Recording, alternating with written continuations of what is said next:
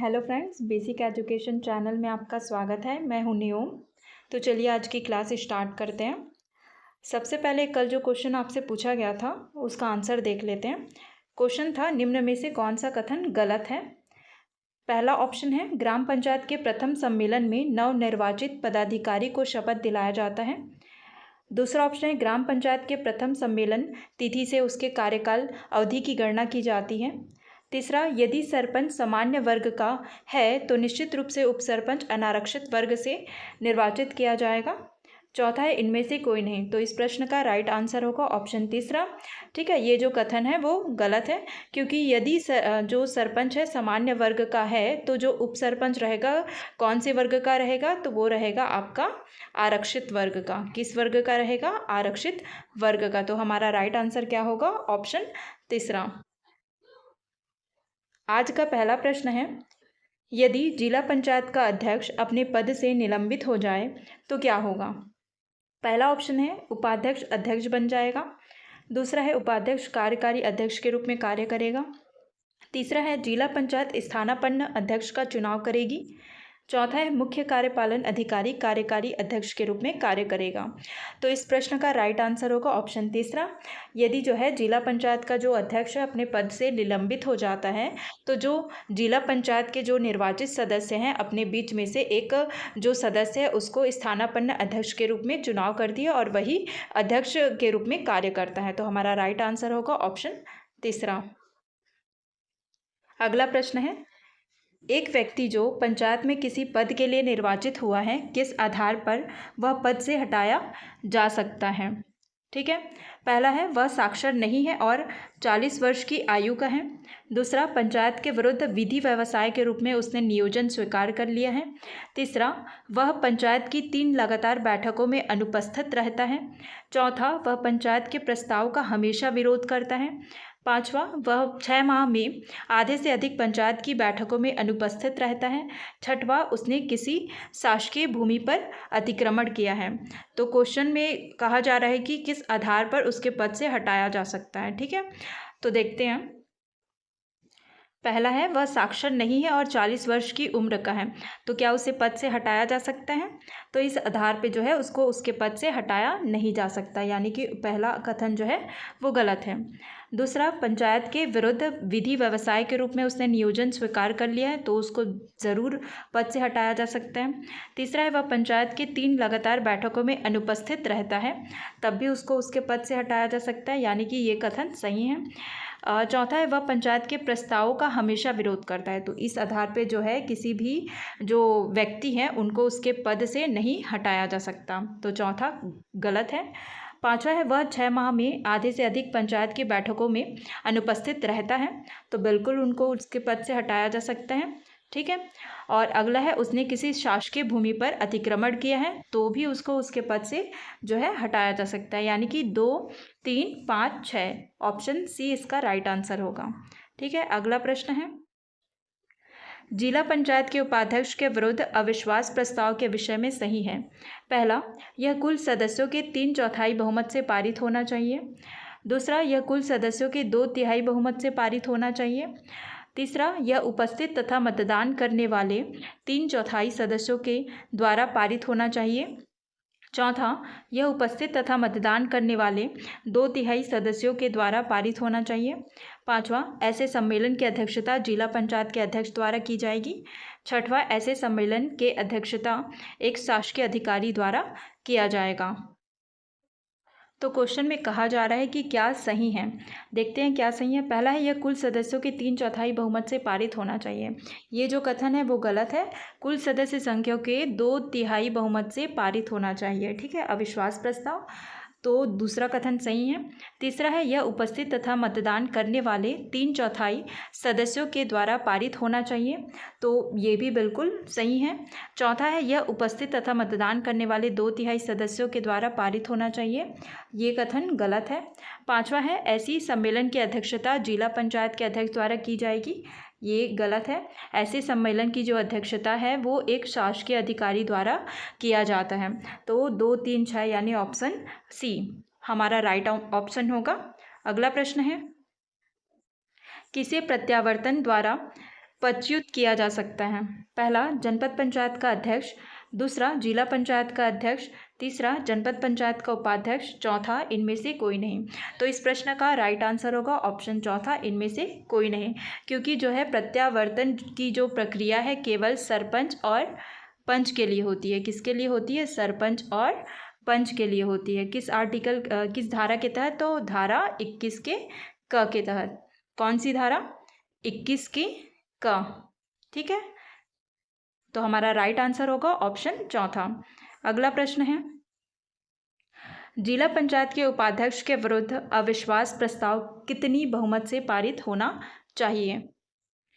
पहला ऑप्शन है उपस्थित तथा मतदान करने वाले सदस्यों के बहुमत से, दूसरा है निरपेक्ष बहुमत से, तीसरा है उपस्थित और मतदान करने वाले 2/3 सदस्यों के बहुमत से, चौथा है उपस्थित और मतदान करने वाले 3/4 सदस्यों के बहुमत से। तो इस प्रश्न का राइट आंसर होगा ऑप्शन चौथा। जिला पंचायत के जो अध्यक्ष हो चाहे उपाध्यक्ष हो, उनके विरुद्ध अविश्वास प्रस्ताव तभी पारित होगा जब उस जो बैठक है उसमें उपस्थित और मतदान करने वाले जो 3/4 सदस्यों के बहुमत से प्रस्ताव पारित होता है, तभी ये अविश्वास प्रस्ताव पारित माना जाएगा। ठीक है, अगला प्रश्न है, सरपंच या उपसरपंच के लिए अविश्वास प्रस्ताव के बैठक की अध्यक्षता कौन करता है? पहला ऑप्शन है कलेक्टर, दूसरा ऑप्शन है अतिरिक्त कलेक्टर, तीसरा ऑप्शन है डिप्टी कलेक्टर या समकक्ष अधिकारी, चौथा ऑप्शन है नायब तहसीलदार या समकक्ष अधिकारी। तो इसका राइट आंसर होगा ऑप्शन चौथा, नायब तहसीलदार या समकक्ष अधिकारी जो है सरपंच या उपसरपंच के लिए अविश्वास प्रस्ताव की जो बैठक होती है उसकी अध्यक्षता करते हैं। कौन? नायब तहसीलदार या उसी के समकक्ष अधिकारी। अगला प्रश्न है, जनपद पंचायत के अध्यक्ष या उपाध्यक्ष के लिए अविश्वास प्रस्ताव के बैठक की अध्यक्षता कौन करता है? पहला ऑप्शन है कलेक्टर, दूसरा ऑप्शन है अतिरिक्त कलेक्टर, तीसरा ऑप्शन है डिप्टी कलेक्टर या समकक्ष अधिकारी, चौथा है इनमें से कोई नहीं। तो इस प्रश्न का राइट आंसर होगा ऑप्शन तीसरा, डिप्टी कलेक्टर या समकक्ष अधिकारी जो है वो जनपद पंचायत के अध्यक्ष या उपाध्यक्ष के विरुद्ध जो अविश्वास प्रस्ताव का जो बैठक होता है उसमें अध्यक्षता करते हैं। तो राइट आंसर ऑप्शन तीसरा। अगला प्रश्न है, जिला पंचायत के अध्यक्ष या उपाध्यक्ष के लिए अविश्वास प्रस्ताव के बैठक की अध्यक्षता कौन करता है? पहला ऑप्शन है कलेक्टर या अतिरिक्त कलेक्टर, दूसरा है डिप्टी कलेक्टर, तीसरा है राज्य सरकार द्वारा नियुक्त अधिकारी, चौथा है इनमें से कोई नहीं। तो इसका राइट आंसर होगा ऑप्शन पहला, कलेक्टर या अतिरिक्त जो कलेक्टर है वो जिला पंचायत के अध्यक्ष या उपाध्यक्ष के लिए अविश्वास प्रस्ताव का जो बैठक होता है उसकी अध्यक्षता करते हैं। तो हमें क्या क्या याद रखना है? सबसे पहले अगर सरपंच है, ठीक है, सरपंच है या उप सरपंच है, उनके विरुद्ध जो अविश्वास प्रस्ताव का जो बैठक होता है उसकी बैठक की अध्यक्षता कौन करते हैं? नायब तहसीलदार या उसी के समकक्ष अधिकारी। ठीक है, दूसरा याद रखना है कि अगर जनपद पंचायत के जो अध्यक्ष हैं, जनपद पंचायत के जो अध्यक्ष हैं, ठीक है, और उपाध्यक्ष उनके विरुद्ध अगर अविश्वास प्रस्ताव की बैठक हुई तो उसकी अध्यक्षता कौन करता है? तो वो करते हैं डिप्टी कलेक्टर। कौन करते हैं? Deputy collector. ठीक है, या उसी के समकक्ष अधिकारी। और अगर जिला पंचायत का जो अध्यक्ष है या उपाध्यक्ष है उनके विरुद्ध अविश्वास प्रस्ताव का बैठक होता है तो उसकी अध्यक्षता किसके द्वारा किया जाता है? तो वो है कलेक्टर या अतिरिक्त कलेक्टर के द्वारा किया जाता है। ठीक है, अगला प्रश्न है, सरपंच या उप सरपंच अविश्वास प्रस्ताव के विरुद्ध अपील किसके समक्ष कर सकते हैं? पहला ऑप्शन है कलेक्टर, दूसरा ऑप्शन संचालक पंचायत, तीसरा ऑप्शन है राज्य सरकार, चौथा ऑप्शन है आपका इनमें से कोई नहीं। तो इसका राइट आंसर होगा ऑप्शन पहला, कलेक्टर। अगर सरपंच या उपसरपंच को ऐसा लगता है कि अविश्वास प्रस्ताव कानूनी ढंग से नहीं हुआ है, ठीक है, तो वो किसके समक्ष अपील कर सकते हैं? तो वो कलेक्टर के समक्ष अपील कर सकते हैं। तो राइट आंसर कलेक्टर होगा। अगला प्रश्न है, जनपद पंचायत अध्यक्ष या उपाध्यक्ष अविश्वास प्रस्ताव के विरुद्ध अपील किसके समक्ष कर सकते हैं? ठीक है, पहला ऑप्शन है राज्य सरकार, दूसरा ऑप्शन कलेक्टर, तीसरा ऑप्शन संचालक पंचायत, चौथा ऑप्शन है इनमें से कोई नहीं। तो इसका राइट आंसर होगा ऑप्शन तीसरा, संचालक पंचायत। ठीक है, तो इसके जो जनपद पंचायत के जो अध्यक्ष है, उपाध्यक्ष, उनको लगता है कि अविश्वास प्रस्ताव जो है कानूनी ढंग से अगर नहीं हुआ है, ठीक है, तो वो अपील कर सकते हैं किसके पास? संचालक पंचायत के पास। अगला प्रश्न है, जिला पंचायत अध्यक्ष या उपाध्यक्ष के अविश्वास प्रस्ताव के विरुद्ध अपील किसके समक्ष करेगा? पहला ऑप्शन है कलेक्टर, दूसरा ऑप्शन है अतिरिक्त कलेक्टर, तीसरा ऑप्शन संचालक पंचायत, चौथा ऑप्शन है राज्य सरकार। तो इसका राइट आंसर होगा राज्य सरकार। ठीक है, किसके विरुद्ध अपील कर सकते हैं? तो मतलब अविश्वास प्रस्ताव के विरुद्ध अपील कर सकते हैं राज्य सरकार के पास। कौन? जिला पंचायत के जो अध्यक्ष हैं वो और उपाध्यक्ष हैं वो। अगला प्रश्न है, निर्वाचित पंचायत पदाधिकारी को पद से हटाने के लिए निम्न कथन में क्या सही है? पहला, यदि कोई भारत की एकता, संप्रभुता व अखंडता को नुकसान पहुंचाता है। दूसरा, यदि वह अपने कर्तव्य निर्वहन में अवचार का दोषी रहा हो।